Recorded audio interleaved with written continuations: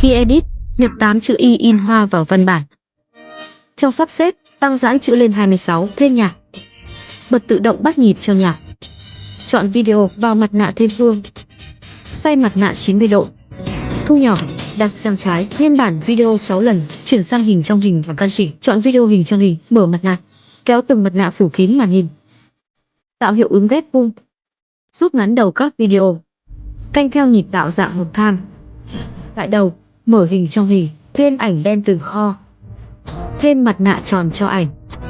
Chỉnh thành elip, đặt phía trên, nguyên bản, đặt phía dưới, thêm 2 nhãn dán chữ.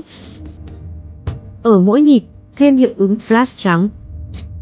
Rút ngắn thời lượng hiệu ứng, áp hiệu ứng cho từng lớp hình trong hình. Xóa văn bản, xong hiệu ứng chia màn hình góc rộng theo nhịp.